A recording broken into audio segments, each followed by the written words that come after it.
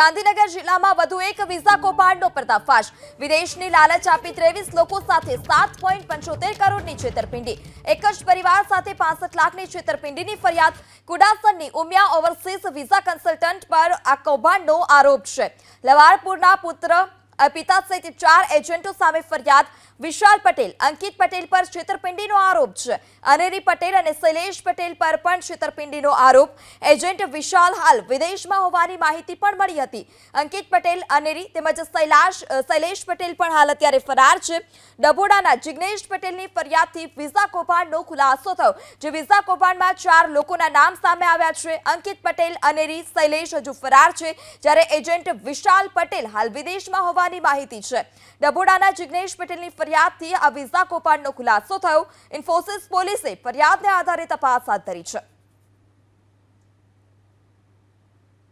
અમારા પરિવારમાંથી 3 લોકોએ એપ્લાય કરેલું હતું। એમાં પ્રમુખ જિગ્નેશ પટેલને બનાવ્યો હતો એમને મુખ્ય ફાઇલ માટે।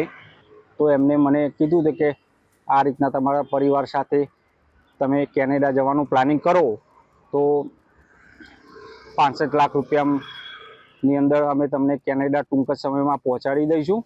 65 લાખમાં 25 લાખ પહેલાં આપવાના અને 25 લાખ 1 મહિના પછી આપ્યા હતા મેં એમને।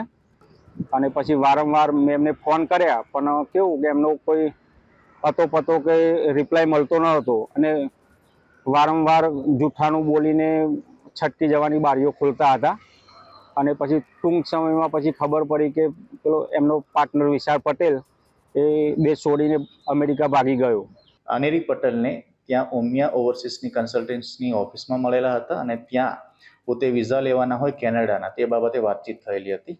આ ત્રણેય લોકોએ ફરિયાદીને બાંહેધરી આપેલી હતી કે તેની સાથે સાથે પરિવારના પણ વિઝા અપાવશે અને તેના માટે 65 લાખ રૂપિયાની એમને ઓફર આપેલી હતી। ફરિયાદીએ શરૂઆતમાં 25 લાખ રૂપિયા આપેલા હતા, તેની સાથે સાથે ઓરિજિનલ આધાર કાર્ડ, પાન કાર્ડ અને જે એમનો પાસપોર્ટ છે એ ડોક્યુમેન્ટ જમા કરાવેલા હતા કે તેમની સાથે સાથે બીજા 22 લોકો છે એમની સાથે પણ આ પ્રકારની છેતરપિંડી કરેલી છે અને એમની સાથે મળીને કુલ 23 લોકોની છેતરપિંડી કરીને અમાઉન્ટ 7 કરોડ 25 લાખની ઉઠાંતરી કરી, છેતરપિંડી કરી, વિશ્વાસઘાત કરીને આ પ્રકારનો ગુનો આચરેલ છે।